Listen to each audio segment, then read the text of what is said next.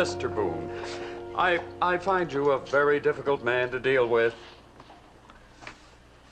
Well, I don't aim to be difficult, Mr. Murchison. I just don't want to sell my property.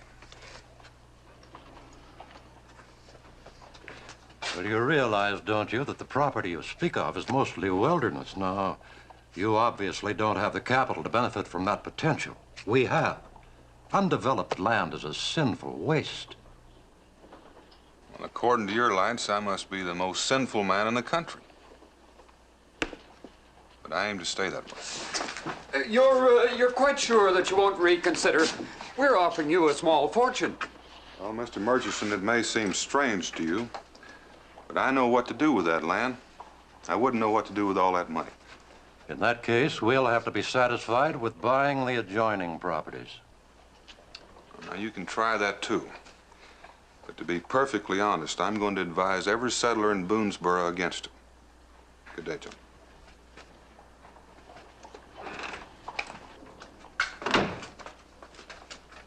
Do you realize that $1 million worth of timberland just walked through that door? Does he really have that much influence with the settlers? I'm afraid he does. They look on him as sort of a demigod, a pillar of strength, and the dispenser of the gospel. And let's get rid of him. Get rid of him? Find a way to discredit him, humiliate him, destroy the image. You destroy the man. Oh, it's been done before. Do you have a plan in mind? Matter of fact, I have. I also have a man in mind who can accomplish it. Another miss. You'll never win a medal with a name like that, Blake. Dots aren't my game.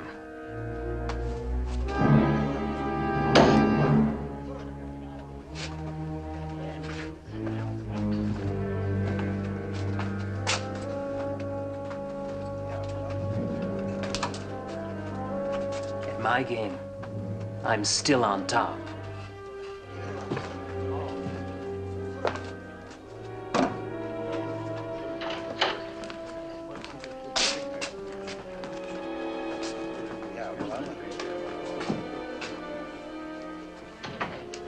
There he is, the big man sitting at the table with his back to the fire. Gentleman Tom Cromwell, former heavyweight champion of the British Empire. And the toast of London. A professional fighter? One of the greatest. According to the records, he's already killed 4 men in the ring with his bare fists, so, I rather imagine he'll be able to face Boone down. Surely you don't think that having Boone defeated in a fight will make him change his mind? Of course not. I merely want him there, in case Boone tries to interfere with what I have in mind. What makes you think he'll cooperate? Reason enough. If he refuses, I can have him sent to prison. Come along. Gentlemen, I'd like to have you meet my partner, Mr. Murchison, Mr. Cromwell, Mr. Blake. I have a job for you two. Oh, and what is it this time? I want you to help me close a land deal. It's a little out of my line, wouldn't you say? I rather think your talents will be equal to the task.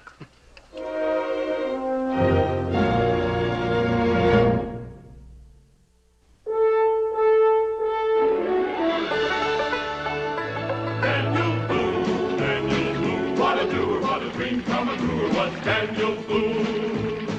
From the coonskin cap on the top of old Dan to the heel of his rawhide shoe, the rippenest, roaringest, fightingest man the frontier ever knew. Daniel Boone was a man, yes, a big man, and he fought for America to make all Americans free. What a Boone, what a doer, what a dream come truer was he.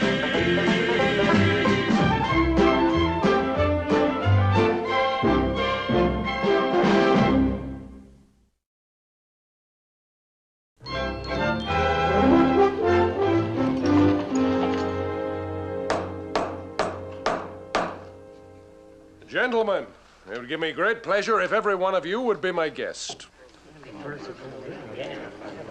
Landlord, broach a keg of your finest Jamaican rum. Why, These here are real English sovereigns. I didn't know there's that much gold in all of Kentucky. There's plenty more where they came from. Well, come along, gentlemen. Haven't you got a thirst? Mister, I sure like the way you say howdy. Cincinnati's ain't opened a keg of Jamaica since way last Christmas. Enjoy yourself, friend. Thank you, sir. Your health. You suppose any of these is Boone? Well, not by the description I have. Well, you plan on staying around here long, mister? Well, it all depends. If I like the look of things, I might open a branch of my business here. Well, what kind of business you in? Here you are, sir, my card. Continental Fur Company. Buying or selling? I shall be buying. Well, any special kind of varmint? Well, not varmint, sir. Beaver. And I shall buy all I can lay my hands on. You buy this one, mister? Well, that's what I call service. Now, did you really catch that beautiful thing all by yourself? Well, my sister helped me a little bit. Now, don't you go bothering Mr. Cromwell now, Israel. He ain't interested in no mangy old pelt like that. On the contrary, lad. I said I was buying beaver, and that's exactly what I'm gonna do. Blake the money. Yes, sir. Right here. I've seen so much money. There you are, lad. A bright new silver shilling. And I think you'll agree that's a fair price. Criminently. Will you buy another one if I can get him, mister? Lad, I'll bring every one you catch. I better get out of home and set that trap again. Well, Blake, you better take good care of this until I can make arrangements for further storage. I'll unpack the traps and the other gear while I'm about it. Well, gentlemen, I'll leave the decision up to you. Perhaps you don't like my proposition. You mean to say you're serious about buying unprimed beaver skins? Well, certainly I'm serious. You see, the condition of the fur is unimportant for my purpose. Then, mister, you better stand steady and keep your money handy. Because when word of this gets around, I reckon you're going to see more beaver than you ever thought existed.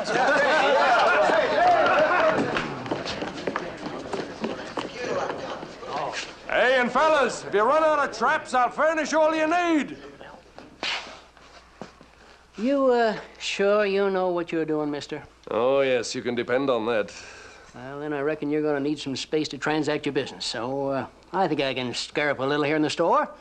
Well, it appears that you're being very generous. Yeah, you know, I ain't being generous, just being practical. Having a little liquor handy when them folks come to getting paid off ain't gonna hurt my business none. And it seems we've made ourselves a business arrangement. Well, then let's drink on it.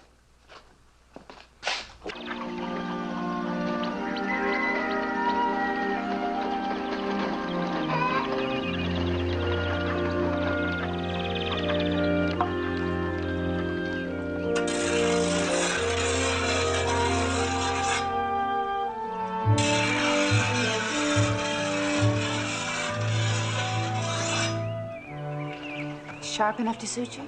Oh, I reckon we got the job done. Dan?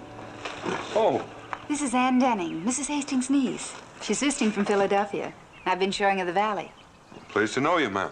Pleasure's mine. I've heard so much about you, Mr. Boone. Will you be staying with us long? Oh, it's so beautiful, I may never leave. I think autumn's my favorite season. Oh, and mine. It's hard to believe it's harvest time again. This year's gone so fast. Well, it's been a good year. Does a man's heart good to see a stand of grain like that. Best crop we ever made. One good thing about it, it'll keep you home until the harvest is done. If I stay here long enough, I'm apt to become a farmer. I know how you feel, but... Pa! Pa! Look what I got! Look what I got, Pa! Israel, where did you get that money?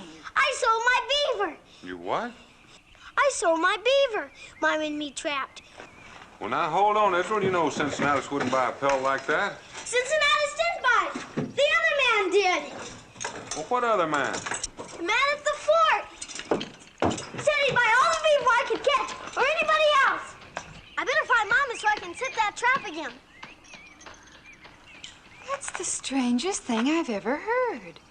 Now, why would anyone do a thing like that? I don't know, but I think I better find out. Oh, Mr. Boone, can I walk back with you? I'm afraid my aunt might think I'm lost. Come right along. Thank you, Rebecca.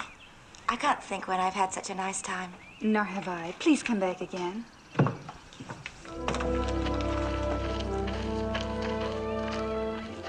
Oh, Dan, don't forget my knit bobbin.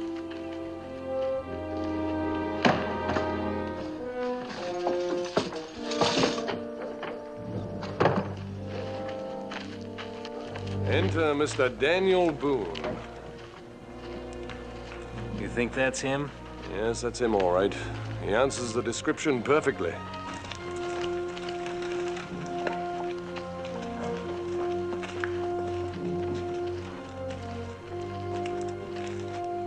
Do you know those men? No, I don't think I've ever seen him before. From the way the tall one's looking at you, he must know you. I hate to disagree with the lady, but I figure he's staring at you and not me. What a nice compliment. Thank you for letting me walk with you. I'm sure we'll meet again. Sure we will.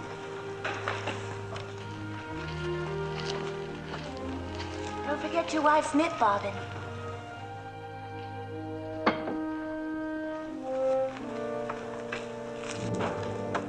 I think I'll go and introduce myself. To which one? Boone is my first concern. The woman can wait. What can I do for you this afternoon? Well, you can tell me where the knit bobbins are. And you can spread the word that the harvest will start at the Marshall place in the morning. Not unless you figure on doing it all by yourself, it won't. What do you mean by that? Well, help me with this bench here, will you?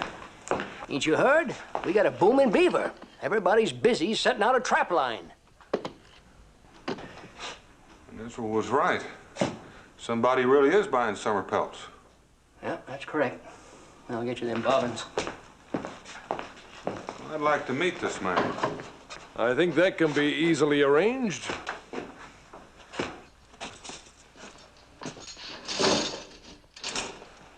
My name's Cromwell, Thomas Cromwell. I take it you're Boone. I've heard quite a lot about you. Well, I've heard a lot of things about you, too. Yes, news does travel fast, doesn't it? Would you care to join me for a drink? I understand you're buying beaver skins. That's correct. $1 a piece, in case you're interested. Well, I'm not interested, Mr. Cromwell. But you might say I'm curious. Well, any questions you may have, I'd be only too pleased to answer them. Well, now, you know as well as I do that those skins are worthless this time of year. Yes, but not for my purposes. Well, what are your purposes, Mr. Cromwell? The skin is no good for leather, and the fur is bad. Then let's just say it's a gesture of goodwill. If I employ these people now, they'll trap again for me in the fall instead of a competitor. And by fall, there won't be any beaver left to trap. For that, I have no answer.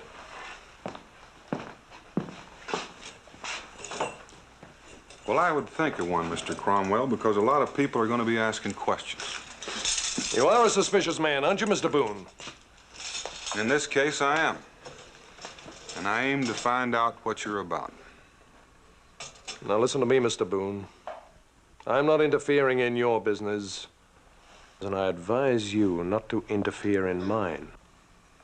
Are you threatening me, Mr. Cromwell? I'd prefer to call it a warning.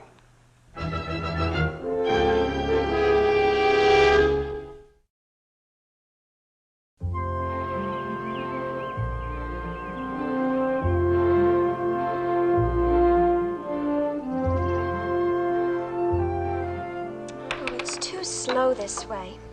We need more traps.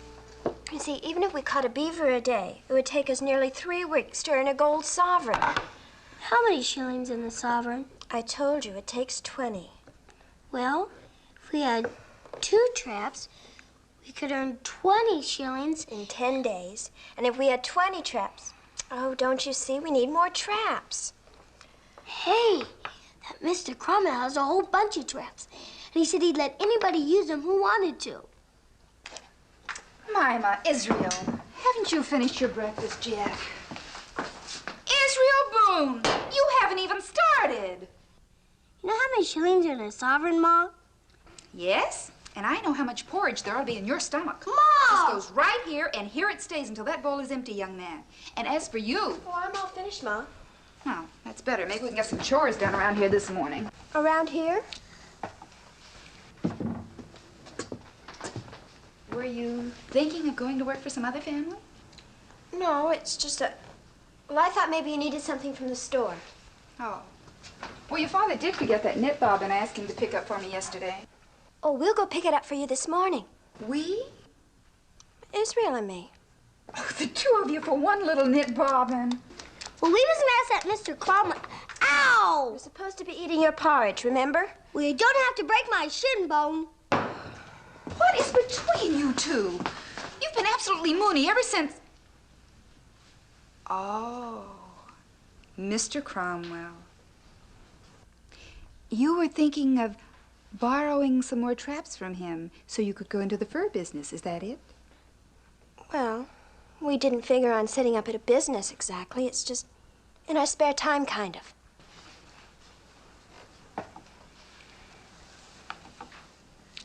Very well. Go ahead and ask him. Gee, thanks, Mom. I'll be right back.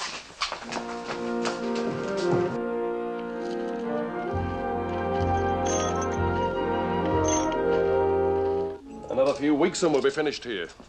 I wonder what they're going to do with all those filthy pelts once we leave. I just hope we get a good head start before they find out what's been happening. Oh, don't fear, we'll have a good enough lead. I'll tell them we're going into Salem to make a deal on the fur. They're gullible enough to believe in that. Unless Boone gets wise. Oh, I'll take care of Mr. Boone. If you don't, I will. Now, you keep that knife of yours up your sleeve where it belongs. I don't want us hunted down by the law for murder. That would be nothing new for you, would it? You shouldn't have said that, Blake. Why shouldn't I? It's true, isn't it? You know I don't like that word, Blake. So don't ever use it lightly. Now, you take your hands off me.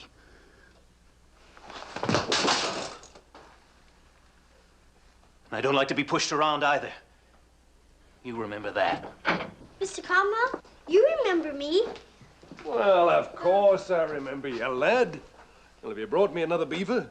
Well, that's what we came to see you about, Mr. Cromwell. Now, don't tell me you're the sister that helps this young fellow with his trapping. Yes, sir. I'm Jemima. Well, this is a pleasure. Well, come on, lad. How about the beaver? Well, the problem is we only got one trap. And we figured if we had more, we can make money faster. Well, that's pretty good figuring, lad. But tell me, how many traps do you think you're going to need? Do you think 5 would be too many? That would give us 6 altogether. Well, that sounds pretty reasonable to me. We'll take real good care of them. I'm sure you will. Here you are, lad. I'll just give your name to Mr. Blake there, and he'll enter it into the ledger and keep our record straight. Israel Boone. Any relation to Daniel Boone? He's my pa. He's her pa, too. What are you laughing about? Well, excuse me, miss. I just thought of something funny. I think we better be going, Israel. Or I'll take half of it. Goodbye. Oh, I almost forgot to thank you. Good luck to both of you. Boone's own kids. I wonder what he thinks about that. I doubt if he's even aware of it. They've been telling me that he's been gone for the past 2 days trying to recruit men for the harvest. Excuse me.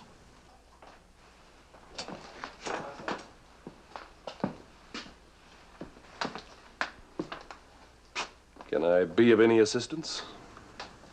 Oh, I'm afraid not. I was looking for Cincinnatus. I'm afraid he's busy out there in the storeroom at the moment, but can I be of any help, Mrs. Denning, Anne Denning, Mr. Cromwell. You see, I've heard about you. And, it's Miss, not Mrs. Would you care to come in and wait? Oh, thank you. I'll come back later.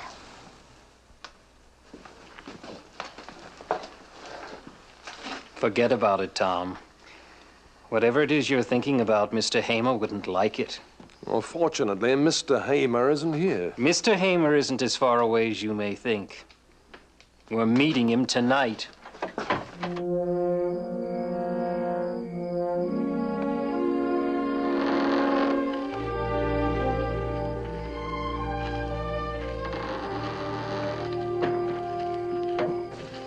realize, of course, that you're ruining my reputation.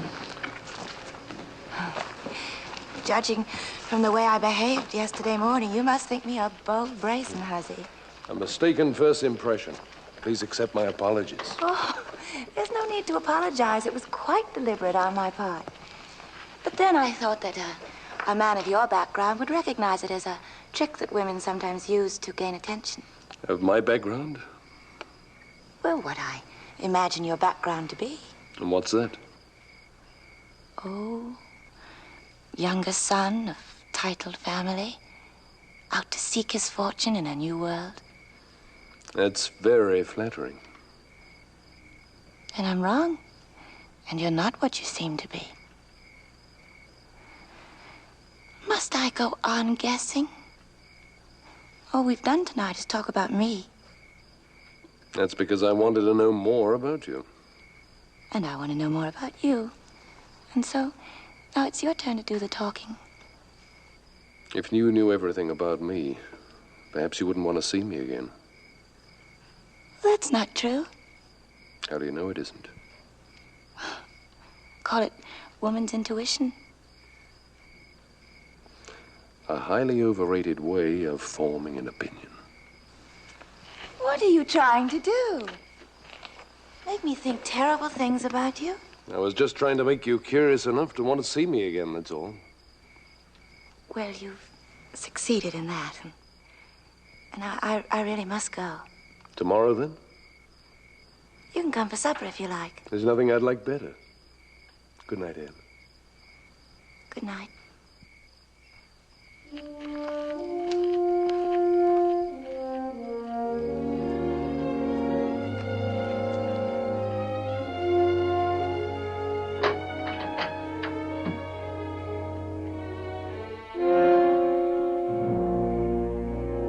What took you so long?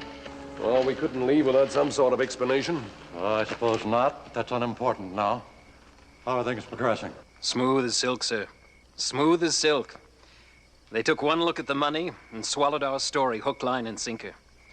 There's a few of them haven't borrowed extra traps yet, but they'll come around. You can bet there'll be no crops harvested in Boonesboro this year. My word on it. It'll be a hungry settlement before the winter's done. A hungry settlement or an empty settlement, it doesn't matter. Just as long as they'll be forced to sell. You can depend on it.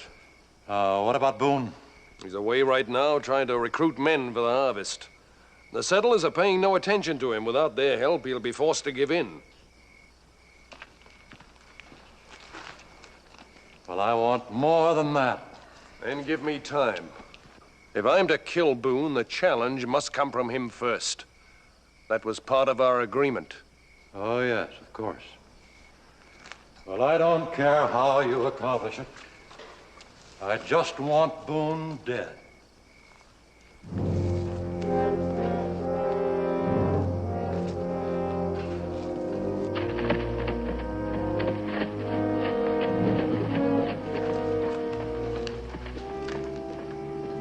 Dead he will be.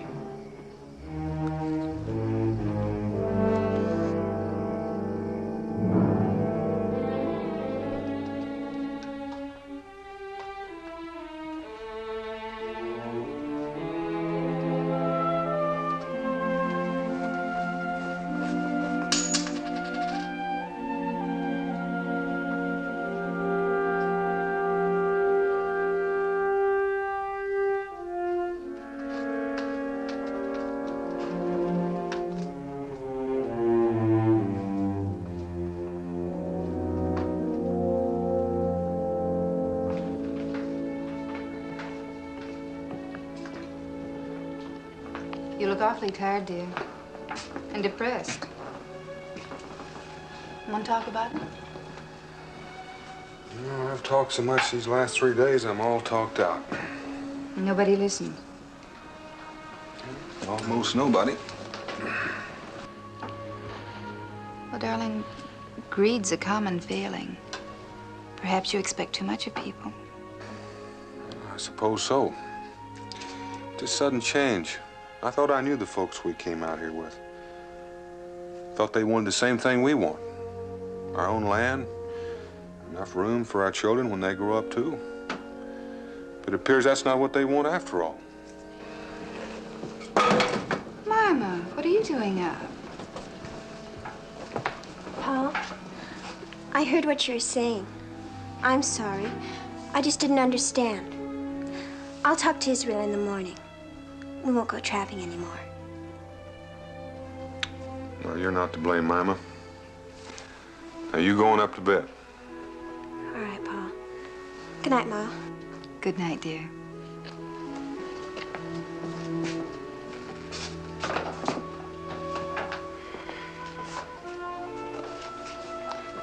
No, a man just can't sit around and brood with a family like that. You know, I've done my best and failed. But there's no reason why I should fail you, too. So tomorrow, come sunup, we're going to start getting our crops in.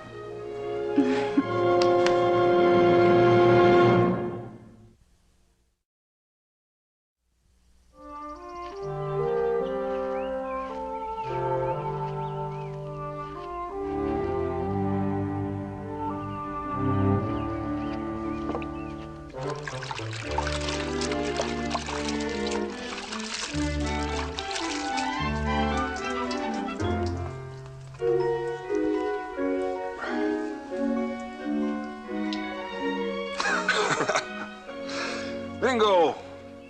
What are you doing here? Why aren't you out trapping like all the rest? I thought you might need some help with the harvesting. Word gets around. Yes, even the Cherokee are beginning to talk. They say there's a madness in Boonesboro. They watch the white man wading the streams from dawn till dusk, trapping for furs that are not yet in their prime. While at home, they let the crops grow rank in the fields. A whole summer's labor wasted. They're right about that.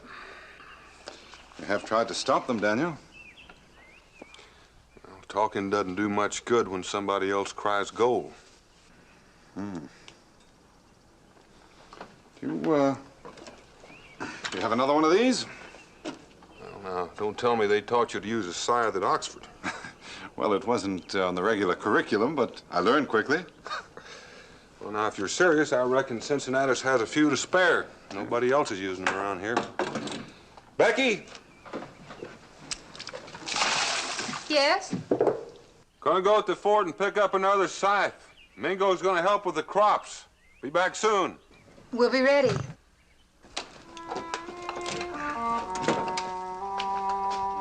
$17, $18, $19, 20 pelts. That's 20 shillings. See, there's a place in the storeroom for these, will you, Blake? Here we are. That's 1 gold sovereign, Mr. Tupper. 20 shillings. Not bad for a few days' work, huh? Oh, that's fine, just fine, Tupper. Now, we'll put that on your account, and you'll owe me a little over 4 pounds. I'll tell you what. I'll put 15 shillings on my bill, and then that'll leave me 5 shillings to buy my friends a drink. Well, I'll tell you what. We'll just put the whole thing on your bill, and your friends can go thirsty. Oh, Daniel, I ain't seen you around for a couple of days. Cincinnatus? You too, Mingo. You know Mr. Cromwell here? I haven't had the pleasure. Well, you two being from London, so to speak, I figured you might have a lot in common. Oh, so you're from London? I grew up there. Well, I hardly expected to meet a Londoner out here. Especially one who looks so little like a Londoner. Yes, you would look a little odd promenading in Berkeley Square, to say the least. I left England quite a few years ago. We must have a talk one of these days. Yes. Don't tell me you two been out trapping beaver. Oh, we've got better things to do, Tupper. Yes, Mr. Boone doesn't share the general enthusiasm over making money, although his children seem to take a different view. Well, you can't blame them too much. They're not like Tupper here. They're too young to know better. You got some objection to my making money? It's not the money I object to. It's what's happening because of it. And what's that, may I ask? The crops are not being harvested. Well, is that true, Mr. Tupper? Are you really neglecting your farm merely to run a trap line? Me? Farm? Well, Tupper here's sowed a few wild oats in his time, That's just about as close as he's come to working the land. That's close enough. That's not true of the others. They put in a lot of time and work on their crops. They're the ones I feel sorry for. Well, you sound like there's some kind of a disaster, Daniel. What else would you call it? Well, I know, but it ain't that bad. Well, it will be. Unless you plan on hauling provisions down the wilderness road in the dead of winter. Now, Daniel, you know that road is not passable in winter? I have an idea Mr. Cromwell knows it, too. You are implying, I take it, that I am making a deliberate attempt to starve out this settlement. I am.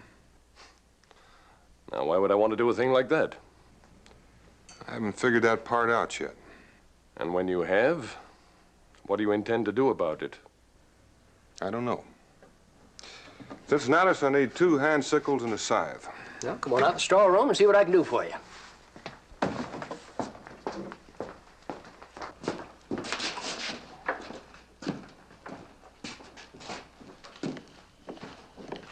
It appears as though I rubbed Mr. Boone the wrong way.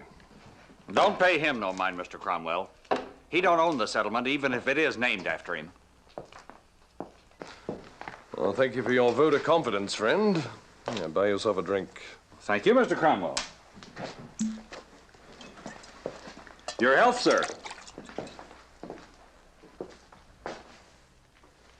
Looks like you'll have to be the one to pick this fight. Boone isn't going to start it. Well, perhaps it won't even be necessary. Are you welshing on your bargain? I wish I could. I told you to stay away from this Denning wench. She's the cause of this. Now, listen to me, Blake. I'm going to tell you something. If you so much as mention her name again, I'm going to break your neck. Well, anyway, here's your side, Daniel. I'll get them sickles for you directly. I swear I don't know where that boy puts things. Jericho! Get in here and help me find these things. Where'd that boy leave things alone where I put them? I know it's left right here, and I tell him to leave things here, but he always puts them someplace else. I'll find it. Just throw it in here someplace. All right, get over here. Watch out! Look out! Daniel, why is that man Cromwell trying to pick a fight with you? You've noticed that, too. It's quite obvious. Take my advice, Daniel. Don't fight him. Yeah, I hope I don't have to. Cromwell. It seems to me that there was a man in London named Cromwell who fought for prize. Well, this man hasn't got the marks of a fighter. If it's the same Cromwell, he was so clever that very few of his opponents were able to land a blow on him. A champion professional fighter. Yes. Champion at one of London's more interesting diversions. 2 men fight with their bare fists until only one of them is left standing.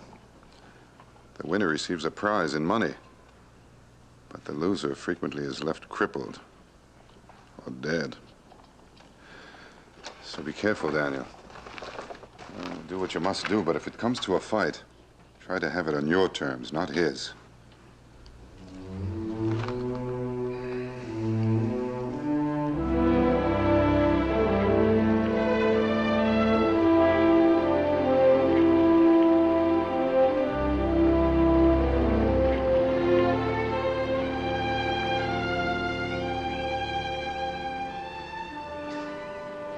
It's beautiful, isn't it? You come here often, Anne? No, not often. It's a sort of local trysting place. Well, reserved for courting. Except no one courts.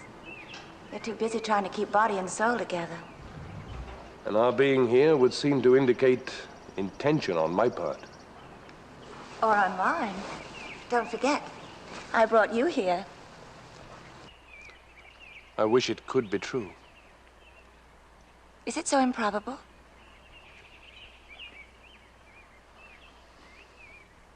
Yes, Anne, it is.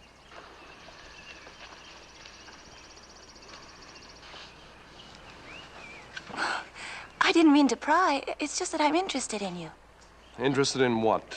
My way of speech? My manners? My noble bearing? Please don't mock me. I'm not mocking you, Anne. If anything, I'm mocking myself. I wasn't born to the nobility. I was born in the gutter in the slums of London. Oh, you've never seen the man, so I can't describe the poverty, the cruelty, the filth. Go on. You either fought to stay alive or you died. No one seemed to care a great deal, one way or the other. I was one of those who fought, and when I grew old enough, I made it my profession. I also gave private instruction to the wealthy. I taught them how to use their bare fists, and they taught me how to behave like a gentleman.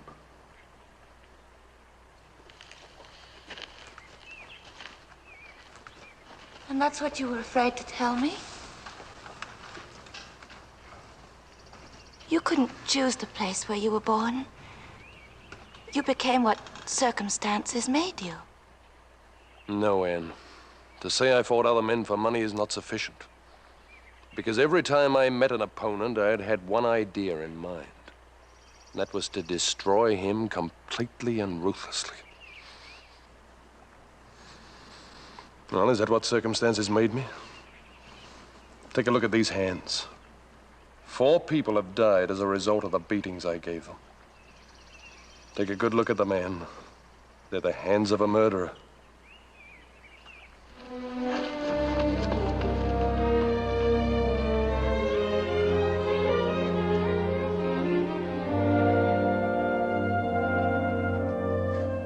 Rewards of honest toil. I told you I wasn't cut out to be a farmer. Oh, maybe not, but you put on a pretty good imitation of one today. I'll get some grease and bandages for those blisters.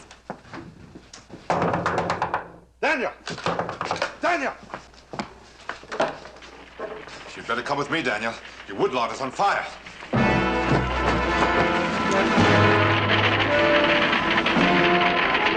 Start a fire break and try to save the crop. May go get an axe.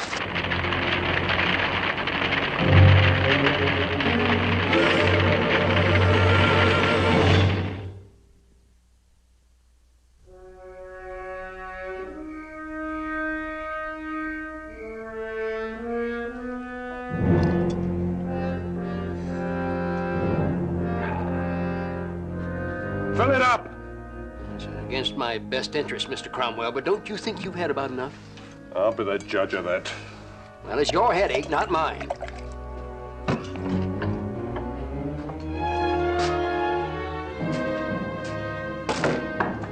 Oh, Daniel.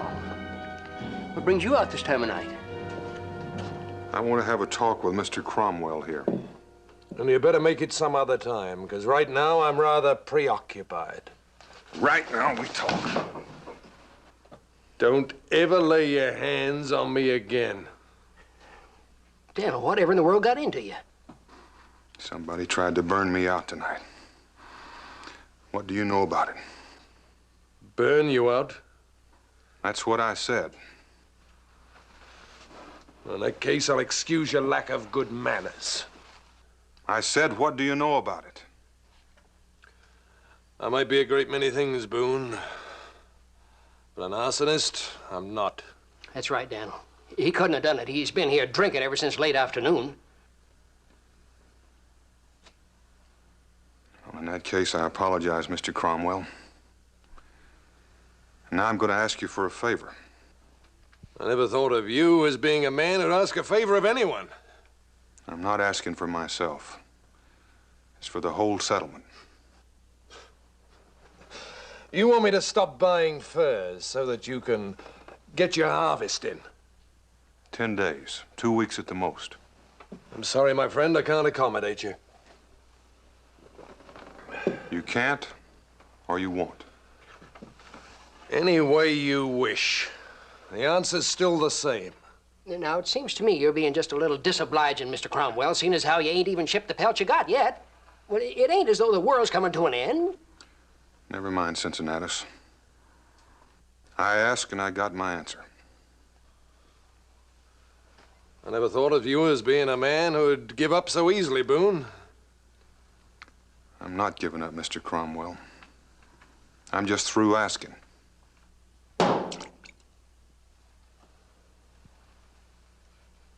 Sooner or later, it was bound to come to this.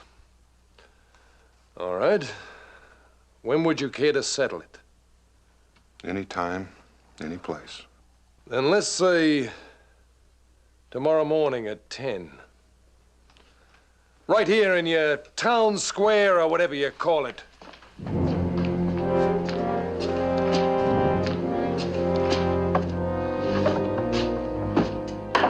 Well, he seems all powerful sure of himself, doesn't he, Daniel? You just wonder how he's gonna feel tomorrow. I'm just wondering the same about me.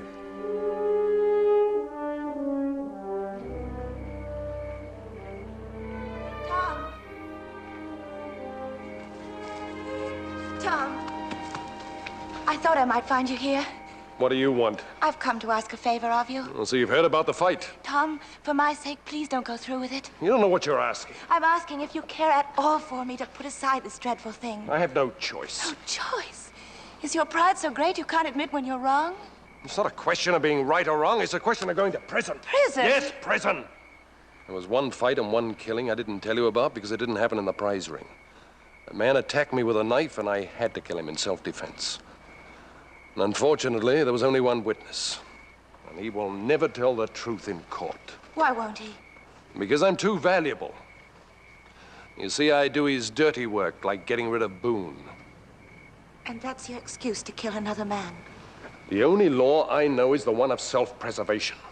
Now, why don't you forget you ever knew me and go home? Tom. I said go home.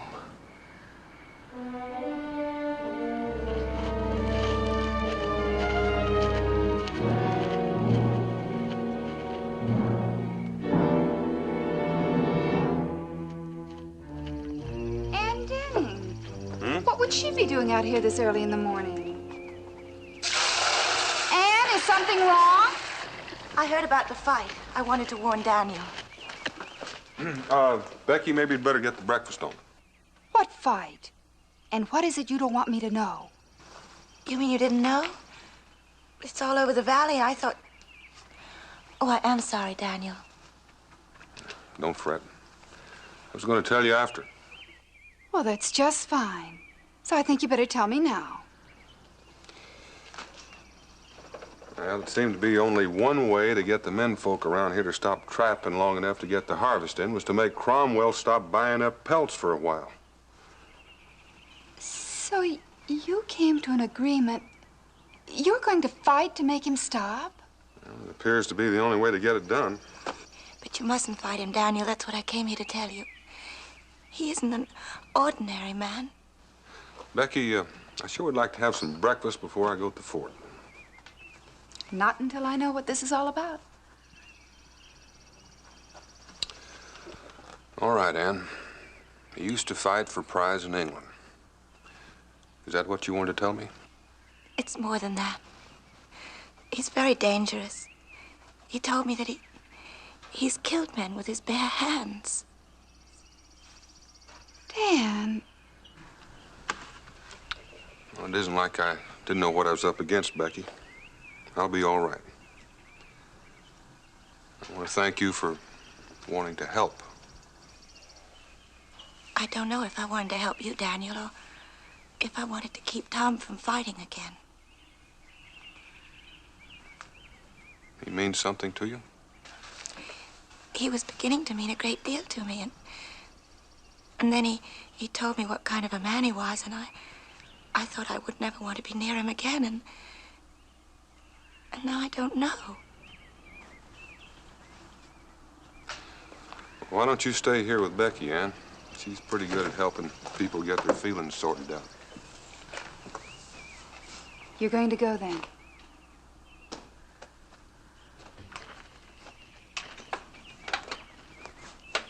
I'm going, Becky.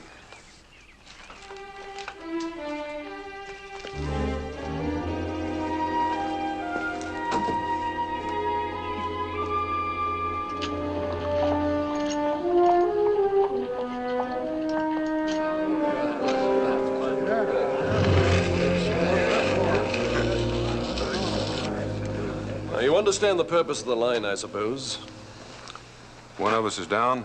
We both have to toe the line again before we start fighting. Around here, we call it coming up to scratch. Well, that's only a part of it. The rest of it is this. If you don't get back to the line by the count of 10, I win by default. And of course, I may try to prevent you from ever reaching the line. By fair means or foul, huh? Fair will be sufficient. Naturally, the same rules apply should you be able to knock me down. Whoever would think it might come out that way.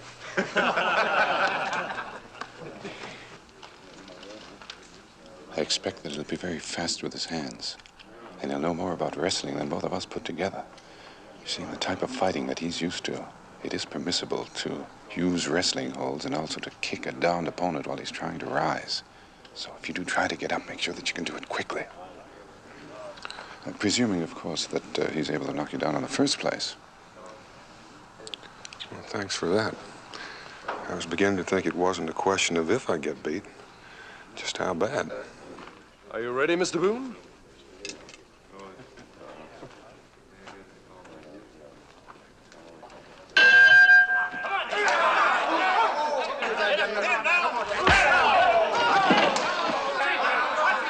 Daniel, come on, get up, get up.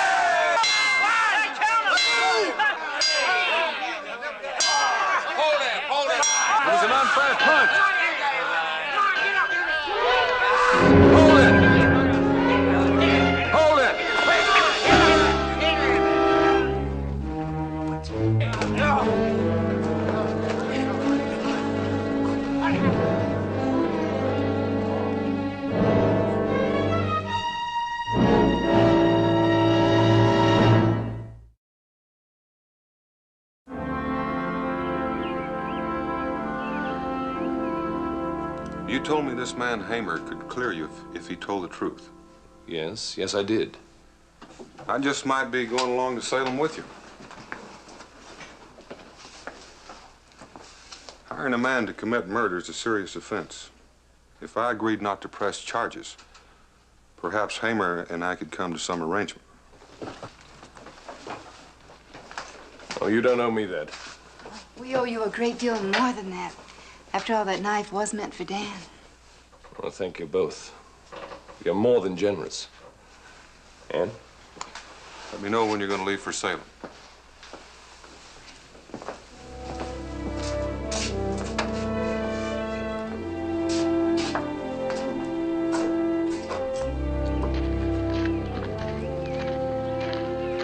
You know, I might just take you to Salem with me, and we'll stand up for him. You know, I might just take you up on that.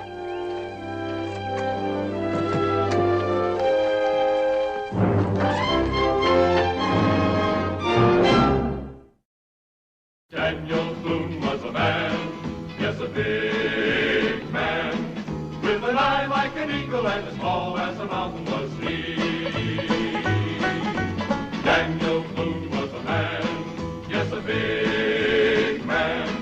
He was brave, he was fearless, and as tough as a mighty oak tree. From the coonskin cap on the top of old Dan to the heel of his rawhide shoe, the rippenest